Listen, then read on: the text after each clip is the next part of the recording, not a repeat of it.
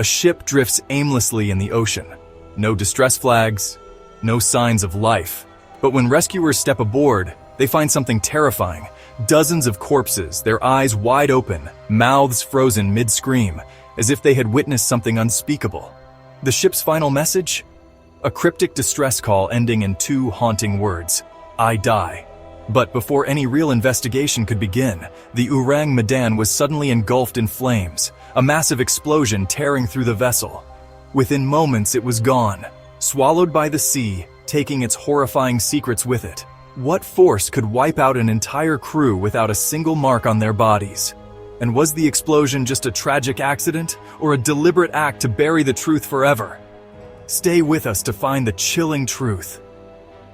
The story of Ourang Medan began with a distress call unlike any other.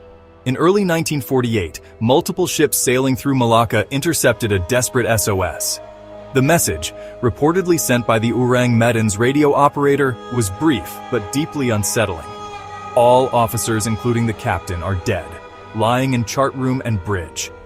Possibly whole crew dead. I die. Then, silence. Attempts to respond were met with nothing but dead air. There were no further transmissions, no clarifications, no signs of life. The abrupt end to the message left those who heard it with more questions than answers. What had happened on board? Was the radio operator the last survivor? And what did he see in his final moments? Despite the uncertainty, one thing was clear. Something had gone horribly wrong on the Ourang Medan. A nearby American vessel, the Silver Star, responded to the distress call, setting a course for the drifting ship.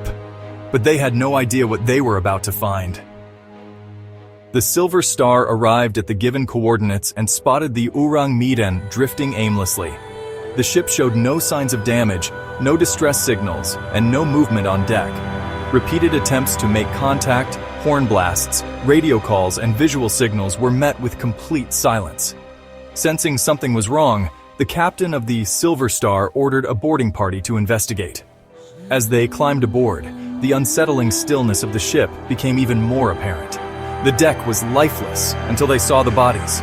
Crew members were sprawled across the ship, frozen in place with horrified expressions. Their eyes were wide open, staring blankly, and their mouths were twisted as if they had died mid-scream.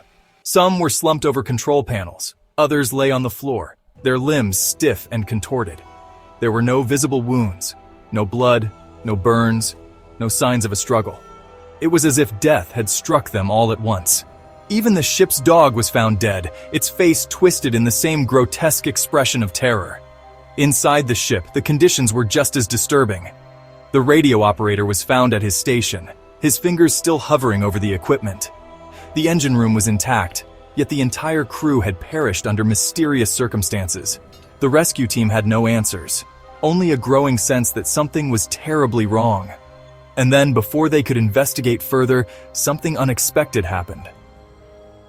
With no survivors and no clear explanation for what had happened, the crew of the Silver Star decided to tow the Ourang Medan back to port.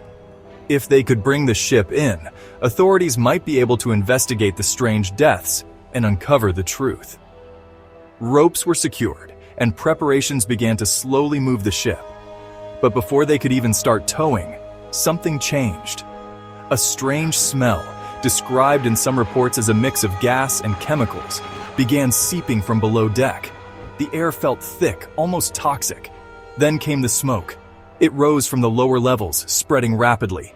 The rescue team, sensing immediate danger, cut their losses and rushed back to the Silver Star. Moments later, the Ourang Medan erupted into a massive explosion. The blast was so powerful that it sent flames and debris shooting into the sky. The force of the explosion rocked the Silver Star, and within minutes, the burning wreck of the Ourang Medan was swallowed by the sea. Everything on board, the bodies, the logbooks, any possible evidence, vanished beneath the waves. The sudden destruction left behind more questions than answers. Was the ship carrying dangerous chemicals that reacted with seawater? Or was there something more deliberate at play? An effort to erase whatever horrifying secret the Ourang Medan had been carrying. With no wreckage left to study, the mystery only deepened. With no survivors, no official records, and no physical remains of the ship, The fate of the Ourang Medan has remained one of the most perplexing maritime mysteries in history. Many theories have surfaced over the years, each attempting to explain what might have happened to the doomed crew. Some are grounded in science, while others suggest something far more sinister. One of the most widely accepted theories is that the Ourang Medan was secretly transporting dangerous chemicals. Possibly wartime nerve gas, potassium cyanide, or nitroglycerin. If seawater leaked into the cargo hold, a chemical reaction could have released highly toxic fumes, spreading throughout the ship and killing the crew almost instantly. Supporters of this theory point to the reported symptoms of the deceased. No visible wounds, frozen expressions of terror, and bodies found in unnatural positions. Poisonous gases such as cyanide or phosphine gas could have caused paralysis, suffocation, or severe muscle contractions that left the victims' faces twisted in agony. The explosion that destroyed the ship could have been caused by volatile chemicals reacting with oxygen or heat. If the Ourang Medan was transporting something as unstable as nitroglycerin, even a small disturbance could have triggered a catastrophic blast, wiping out the ship and any trace of its illicit cargo. But if this theory is true, who was responsible? Was the ship involved in black market smuggling, or was it part of a larger, more classified operation? Another possibility is that the Ourang Medan was part of a covert military operation. Some researchers believe the ship was carrying experimental chemical or biological weapons, possibly leftovers from World War II. During this time, many nations were conducting secret weapons tests, including the United States and the Soviet Union. Could the Ourang Medan have been transporting a classified shipment that was never meant to be discovered? This theory suggests that something went wrong on board, releasing lethal agents that killed the crew.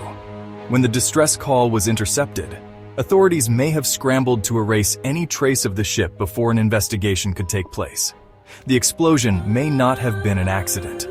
It could have been a deliberate act to sink the ship and prevent the world from learning what was really on board. This could explain why there are no official records of the Ourang Medan.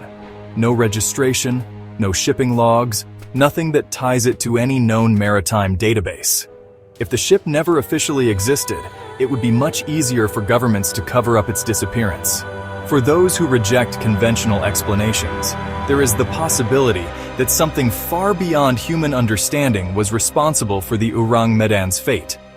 Some accounts claim that the crew died not from chemicals or military experiments, but from encountering an unknown supernatural force. Could the ship have strayed into a dangerous, unexplained phenomenon? Something that caused an intense and immediate reaction of fear? The unnatural, frozen expressions on the faces of the dead suggest they saw something beyond comprehension, something so terrifying that it killed them on the spot.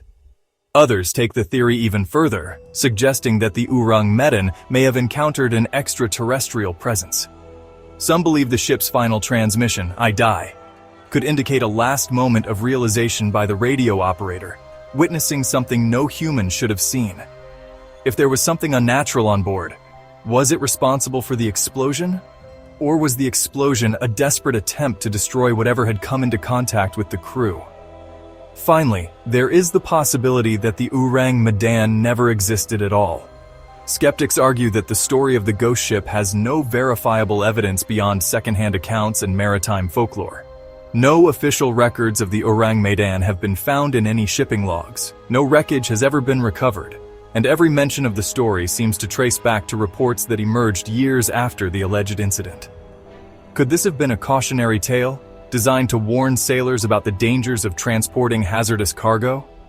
Was it Cold War-era propaganda, used to create fear about secret military experiments? Or was it simply a ghost story that grew more elaborate with each retelling?